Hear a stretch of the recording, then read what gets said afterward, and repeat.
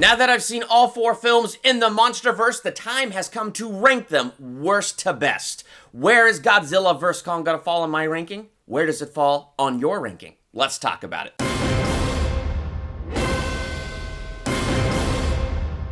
Welcome to Durbania, I'm Durbin, and this is my ranking of all 4 films from the MCU. That is, the Monster Cinematic Universe. Just kidding, it's just called the Monsterverse, but seriously, think about it. How many actors came from the Marvel Cinematic Universe over here to the Monsterverse? It's always fun to see, and in one instance, a little bit weird, but it's always fun to see, and I'm excited to dive into this. I'm excited to hear from you. Where does Godzilla vs. Kong fall in your ranking? If you haven't seen Godzilla vs. Kong, I'm just giving you this warning ahead of time. We are definitely going to talk spoilers. This wasn't the easiest ranking to do because I enjoy these movies simply for the monster fights. They're fun, mindless movies that I could just turn on, watch, and enjoy the action and enjoy the ride. So how would you rank these films? Let's talk about it.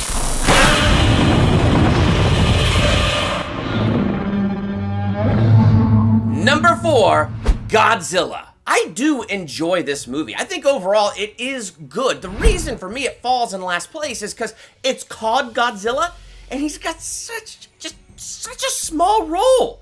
It's infuriating. And I remember thinking that when I was watching this on the big screen for the first time, and I rewatched it, to watch all these movies in a row before Godzilla vs. Kong, and you know what? I enjoyed it more this last time that I rewatched it because I had the right expectations. I knew I was going to get so little Godzilla, but even knowing I was going to get so little Godzilla, it still frustrates me when Godzilla has this epic introduction.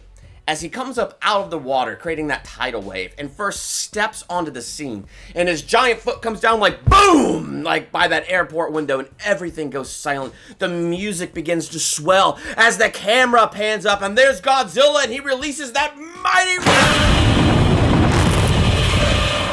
It's awesome! And then it cuts away. What is that? Even expecting it, it's still so frustrating. And it wasn't a long fight. I know that, but show it to me, okay? Yeah, save the good stuff for the end, but keep the camera on Godzilla. You just introduced him, and I get it. I think what they were trying to do was just build the intensity, build the mystery. Kind of like Jaws, right? In Jaws, you don't really see the shark. Not seeing the shark plays with your imagination. For me, the big difference here, though, is we saw Godzilla. I've seen him, okay? The reason I'm watching this is for buildings to fall, for monsters to fight, because you just show the monsters. And then the human story was like, eh. And the weird thing about this human story is here we are coming fresh out of Age of Ultron. And in Age of Ultron, you have Scarlet Witch and her twin brother, Quicksilver. And in Godzilla 2014, you have Scarlet Witch and her twin brother, Quicksilver, married. Okay, I know they're not related in real life. They're just actors, but you get that in your head. And Avengers Endgame. Avengers Age of Ultron was such a good movie. I really enjoy that movie, and then I'm coming fresh out of that where they are brother and sister. Now I'm seeing them married. I don't know. It takes a little bit for my mind to get past that. But the best human character they had was Bryan Cranston. He had great emotion. He looked nutty because of his conspiracy theorist attitude, but it turns out he was right about everything. And it turns out he's so smart, able to research. We're seeing him overcome the pain of losing his wife. And so there's so many interesting things going on with this character, and they kill him! You can't kill freaking Bryan Cranston that early into the film. Are you kidding me? And so even rewatching it with those expectations, knowing I'm going to lose Bryan Cranston, it still hurts because it's like, okay, if you're not going to show me Godzilla, then the humans have got to be interesting. The most interesting human is Bryan Cranston, and he's dead. Good. So, those are my frustrations, but still, it's a fun movie, and I enjoy it. So I don't mean to speak ill of it. I really do enjoy the movie. These are just the reasons that it falls in last place.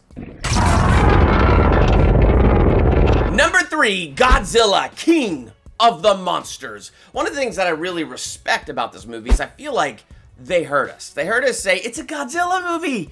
Give us more of Godzilla and Godzilla fighting other monsters. And that's exactly what we got in this movie. We had Rodan, Ghidorah, we had Godzilla up against these monsters, and we got to see more monster fights. We got more Godzilla. So I respect that they did that, and I enjoy the action action in this movie. I love the fact that as Ghidorah flies, the hurricane that he creates, the visuals in this movie are just so unbelievably good.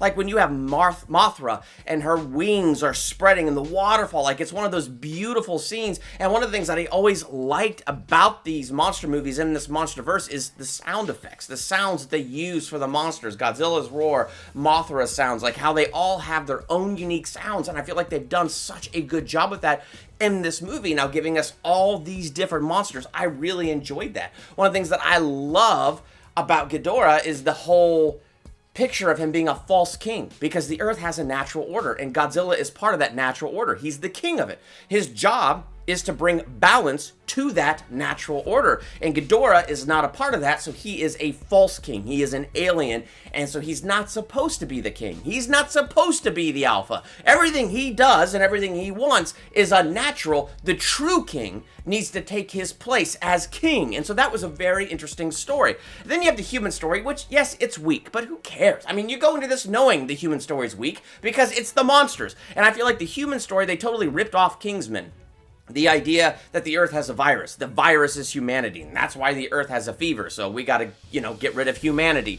And so I really do think they just totally ripped off that plot line, but whatever. You're not there for the humans in the human story, but you do need them. You do need them to carry things forward. You do need their reactions. You just need more monsters. And I enjoy the fact that they did have more monsters in this. I mean, it was awesome after they recharged Godzilla and he became like supercharged. And then when they're fighting in the end, in that final battle between Godzilla and Ghidorah, and Mothra gives her life to save her king. Gosh, that was a great scene and a great fight scene. I do wish we got more Mothra, but I thought it was very cool how they used Mothra in this movie. But then Godzilla just stands up at the end and just ignites in that fire, everything melting around him, and man, he takes out those monsters.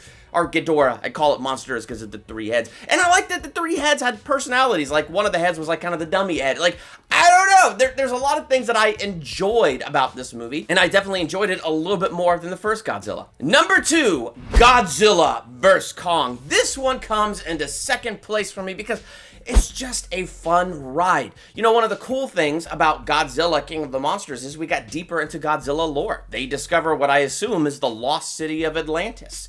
And, there's that radiation source down there, and that's how Godzilla's lived, as long as he's lived. So they go deeper into the Hollow Earth, they discover that. And I like how Kong got that in this. He got that same treatment. We actually had a journey to the center of the Earth plotline, where we get to see the center of the Earth, the actual Hollow Earth. We get to see this amazing natural power source down there, and this whole temple built for Kong and his ancestors as he sits upon his throne as King Kong. And my gosh, Kong with a battle axe, where the blade is a Godzilla spike, so perhaps the handle is a Godzilla bone. And then when Godzilla breathes his atomic breath on it, how it absorbs that energy, and Kong just smacks him right in the head. My gosh, it's a lot of fun. The Team Godzilla human story, whatever, it was kind of just there to help us uncover Mecha Godzilla. It just wasn't that deep. I enjoyed the depth in Team Kong and getting to know those characters. The girl who was deaf, but we got to be immersed in her world and how she senses things. That was clever, and I really enjoyed that. Her bond with Kong, which to me was very tragic. The fact that the natives of the island are dead, wiped out by the storm, that's really depressing. But now you have Kong and you have that doctor who have vowed to protect this girl. And so that's a really cool connection right there, and how she's able to sign with Godzilla and have been doing it for a long time in secret. And how, did I say Godzilla? Oh my gosh. How she's been signing and communicating with Kong all this time. And we get Kong's personality and how he doesn't really trust these people that are here, so he only wants to communicate with the girl and wants to keep it a secret. And so it's very cool getting deeper into Kong and seeing his personality, as well as the lore of down there in Hollow Earth, and then the fights. Oh my gosh, round 1 where Kong is out of his element in the water, but that's where Godzilla is like right at home. Round 2, which is in Hong Kong, and Kong has got an axe. He's got solid ground and buildings to jump from. Now, they say he won round 2, but it was very quickly after that victory that then Godzilla just kicks the snot out of him. So So I guess if you're Team Godzilla, okay, fine. I guess Godzilla wins. But Kong was the heart of this story, and it was almost his sequel, and he was the hero. Like, they jumpstart his heart, he gets back up, and he beats the tar out of Mechagodzilla with the help of regular Godzilla, but it was an awesome fight. So I enjoyed the fight scenes. I enjoyed how they set those up. So there was a lot of things about this movie that was a lot of fun that I really enjoyed, and that is the best part. Like, it is very predictable, but it's very fun. I enjoyed every single fight scene. I had a blast with it, and it was very cool feeling like I got more connected to Kong in this movie. Number 1, Kong Skull Island. Yeah, I definitely enjoy Kong Skull Island. I love the personality of Kong. They deepened it for sure in Godzilla vs. Kong, but I feel like they did a great job with his personality in this one. I mean, the tragic story, like his parents are gone, and it looks like he's the last of his kind, living alone on this island, but protecting it, keeping the balance on that island. I mean, a lot of amazing, cool shots, like where you have Kong against the orange sky as the helicopters are flying in, and you just see the immensity of his size, which is even bigger in Godzilla vs. Kong, but it's great shots and how they used it here. The other thing that I love is the human story. This is the one thing where I felt like one film where I think they did a great job with the human story, and we get more of the MCU in this one. We have Nick Fury, Samuel L. Jackson. He's looking for an enemy, so he finds one. Are we surprised there? Then we have Loki, Tom Hiddleston. That's awesome. And we got Brie Larson, Captain Marvel. So it's fun, like MCU. We got the MCU in the Monsterverse. I love it. So it's very cool to see these actors popping up in these various Monsterverse films, but I liked the human story. I thought the human actors did great jobs in this one. I love John C. Reilly. Like, he's one of my favorite characters in these monster movies. So I really do love Kong Skull Island because I feel like it has the best mix. You got the animals, you got the monsters, you got Kong and you get into his personality, you got him fighting the skull crawlers and it's awesome. You have the human story, which I thought was interesting, and I liked the characters. So as a whole, this one still remains my favorite. So this is why I'm Team Kong. What team are you? Team Godzilla? Team Kong? How would you rank these movies worst to best? Cannot wait to have your rankings in the comments below. And while you're in the comments doing that, be sure to hit that subscribe button to become a Durbanian. And hit that bell by the subscribe button. That way you'll get notified for my next ranking video, or my next movie review, theological analysis, trailer reaction, or anything else I do here. I'm Durbin. Thanks for checking out Durbania.